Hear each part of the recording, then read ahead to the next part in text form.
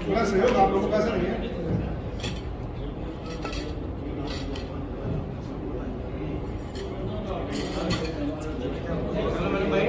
और कोई किसी को कुछ पूछना हो तो बताइए। सभी साथियों का बहुत बहुत धन्यवाद। मेरा सभी आपसे साथियों प्रेस से सीट्स पे ये एजुकेशन हुए थे, धरना प्रदर्शन हुए थे। मैं फिर से बता रही हूँ, जिला स्तर पे अलग हुए हैं, सब जिलाध्यक्ष इसमें शामिल थे। प्रदेश के जो भी हमारे उस जिले में पदाधिकारी थे वो उसमें शामिल थे। सिलेंडर को लेकर महिलाओं ने सिलेंडर अपने सिर पर उठाकर वो प्रदर्शन किए थे। और ऐसा नहीं है हम लोग बीच में हैं, लेकिन कहीं ना कहीं थोड़ा सा जनता क्यों अभी डिसाइड नहीं कर पा रही, वो देख रही है, सुन रही है, समझ रही है। शायद वो जैसे सरकार अभी देखकर अनदेखा कर रही है, सुनकर अनसुना कर रही है, तो जनता भी थोड़ा सा, लेकिन बहुत जल्दी अभी लोग एनॉयड हो चुके हैं इस सरकार से और वो बहुत जल्दी अपना फैसला लेंगे। और मुझे पूरी उम्मीद है कि कांग्रेस फिर से हरियाणा में एक बहुत बड़े दल और संगठन के साथ मजबूती से फिर से आएगी और जिसमें महिलाओं की बहुत ज्यादा भागीदारी होगी। धन्यवाद। मैं पार्षद हूँ, मैं अपनी आवाज जब धरना प्रदर्शन आता है तो डीसी ऑफिस से बाहर उठाते हैं और मैं बाहर भी जाता हूँ। हम लोगों को समझाते हैं, कोशिश करते हैं कि आज देश में क्या हालात है। आने के बाद जो महंगाई का आलम है वो आप कभी बाजार में सड़कों में किसी से पूछ लें, मजदूर से पूछ लें, दुकानदार से पूछ लें, व्यापारी वर्ग से पूछ लें, सबका हाहाकार उठी हुई है। इतनी महंगाई तो आज तक कभी नहीं हुई थी। पिछले 12-15 दिन के अंदर ही 95 रुपए से 105 रुपए पेट्रोल हो गया, 180 रुपए का तेल हो गया।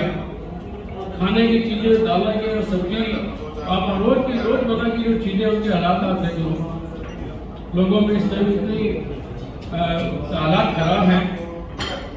और कांग्रेस पार्टी का जहाँ भी सवाल है, कांग्रेस पार्टी हमेशा एकजुट होकर आवाज उठाती रहेगी और आगे उठाती रहेगी। पूरे देश के अंदर एक कांग्रेस पार्टी है जो जनता की आवाज उठाती है। आप मुझे बताइए कि कौन सी पार्टी ने जनता का मुद्दा उठाया पूरे देश के अंदर? इतनी पार्टियां हैं, आप हमारे यही की बात ले लो। आज महंगाई की बात है, हमने तो समय समय पे अपना प्रदर्शन किया है। आप सारे साथी आप मुझे होते हैं, महंगाई पर करा देखा में महीने 2 महीने में प्रदर्शन कर देते हैं, लेकिन समझना जनता को है। हम जनता की आवाज है, हमारी ड्यूटी बनती है कि जनता की आवाज को उठाएं। जनता कितना समझ पाती है, हम और मेहनत करेंगे और कोशिश करेंगे कि जो बिल्कुल ग्राउंड के जो मुद्दे हैं हम किस तरीके से जनता को समझा पाए। पूरी कांग्रेस पार्टी मिलकर इसका प्रयास करेगी और आगे भी पूरी कांग्रेस पार्टी जनता से जुड़े मुद्दों को ग्राउंड में उठाएगी, विधानसभा में उठाएगी और लोकसभा में उठाएगी। डीजल पेट्रोल के दाम बढ़ाए हैं, जिससे 10 रुपए प्रति लीटर पेट्रोल डीजल के दाम बढ़े हैं। और सरकार कहां सो रही है? इतनी महंगाई है, लोग त्राही मची हुई है, आम जनता गरीब महंगाई की मार से मर रहा है। चुनाव जीतने का मतलब ये नहीं है कि सरकार को जनता को लूटने का लाइसेंस मिल गया है। इससे आज इतनी महंगाई बढ़ी है कि देश में आज परचेजिंग पावर और पैरिटी को अगर देखें तो विश्व में जो हमारा रसोई गैस सिलेंडर है वो देश में, हमारे भारत में सबसे अधिक कीमत पे है। जब भारत पाकिस्तान का युद्ध हुआ था, उसमें बांग्लादेश भी आजाद हुआ, उस समय कांग्रेस की प्रधानमंत्री श्रीमती इंदिरा गांधी ने देश पे कोई टैक्स नहीं लगाया, कोई महंगाई नहीं होने दी, कोई भी किसी तरह का किसी गरीब को दुखी नहीं किया। इसे पूछना चाहता हूँ कि क्या आप हमें भी उस श्रीलंका वाली स्थिति में लाना चाहते हैं? देश को ऐसा करना चाहते हैं? आप क्यों ऐसा कर रहे हैं? और जितना आज पिछले 70 साल से जो लोन लोगों ने, सरकारों ने लिया, वो केवल 52 लाख करोड़ था और इन्होंने मात्र 14 से लेके आज तक उसको 128 लाख करोड़ कर दिया। भारतीय जनता पार्टी है, धर्म और जाति के नाम पे मेन मुद्दों से जनता का ध्यान हटा देती है। इसलिए जनता उनके वो धर्म के नाम पे वोट मांगते हैं, वो मेन मुद्दों पे आते ही नहीं कि देश में तो कितनी महंगाई है, कितनी बेरोजगारी है, कितना भ्रष्टाचार है, किसान कितना दुखी है इनसे, नौकरियां नहीं है, बेरोजगारी है, ये सब मुद्दों को का ध्यान बांटने पटाने के लिए लोगों को ये धर्म और जाति की राजनीति पे आते हैं। ये उसी की बात करते हैं, कभी कश्मीर फाइल ले आते हैं, कभी कोई ना कोई ऐसा मुद्दा उठा देते हैं, कभी हिजाब उठा देते हैं, कभी ये लोग मथुरा काशी का मुद्दा ले लेते हैं। मतलब ये हिंदुओं को इमोशनल ब्लैकमेल करके उनका वोट ले रहे हैं, उनका ध्रुवीकरण कर रहे हैं, लेकिन मेन मुद्दों से हट जाती है ये। लेकिन धीरे हम पूरे कोशिश कर रहे हैं कि जनता को जागरूक कर रहे हैं महंगाई के ऊपर, बिल्कुल कामयाब होगी और जनता देर आए सवेर आए देर इस बात को समझेगी कि ये सबसे बड़ा मुद्दा जो महंगाई का है, बेरोजगारी का है, भ्रष्टाचार का है, ये उनकी समझ में आएगा और इनको जड़ से उखाड़ फेंकेगी बीजेपी सरकार। इनकी वही द्वारा हैसियत हो जाएगी जब इनकी 3 सीटें नहीं आती थी, 3 भी पूरे पार्लियामेंट पे 3 नहीं होती थी और लगभग सबकी सब जमानतें जब्त हो जाती थी और ये लड्डू बांधते थे कि हमारी की 3 सीटों की जमानतें बच गई हैं। ये हालात थे इनको फिर वहीं आना है। किस तरह का उन्होंने जवाब दिया उसका तो हम करते हैं कि एक पत्रकार साथी ने कोई सवाल पूछा है उसके प्रकार से जवाब दिया जाए वो निंदनीय है।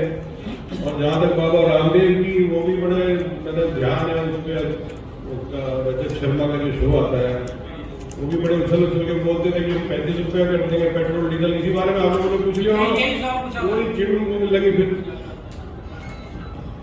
क्योंकि जब भी आज वो जवाब नहीं दे पा रहे। क्यों नहीं दे पा रहे? क्योंकि सरकार भी जवाब नहीं दे पा रही।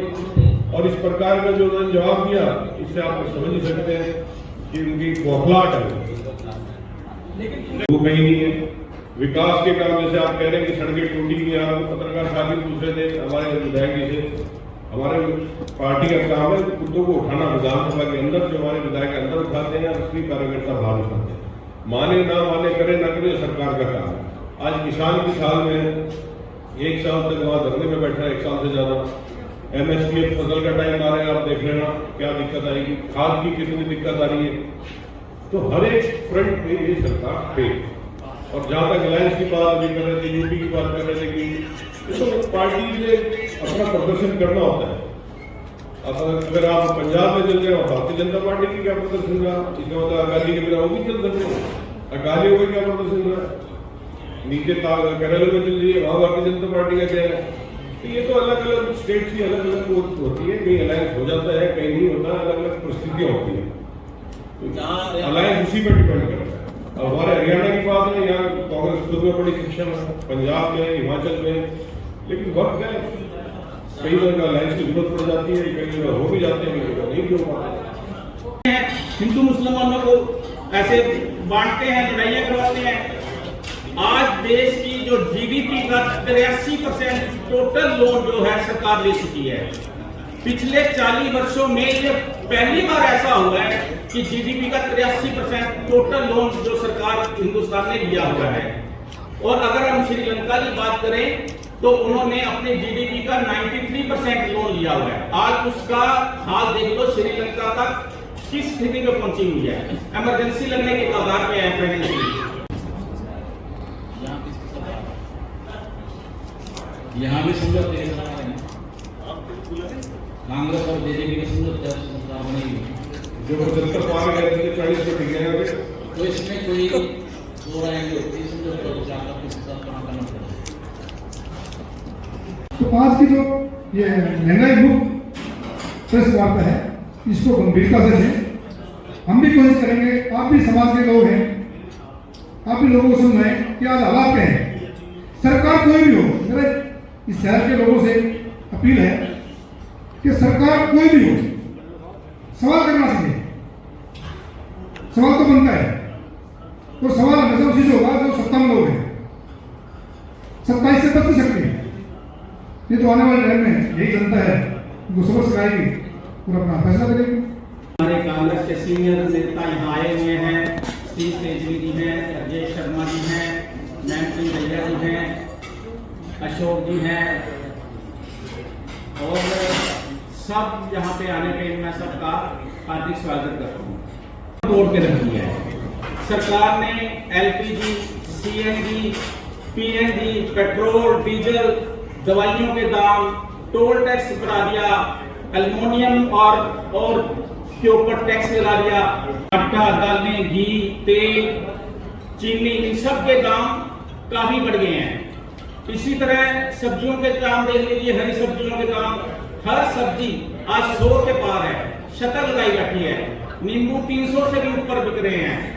और पिछले 5 चुनाव, राज्यों के चुनाव से पहले जो मैं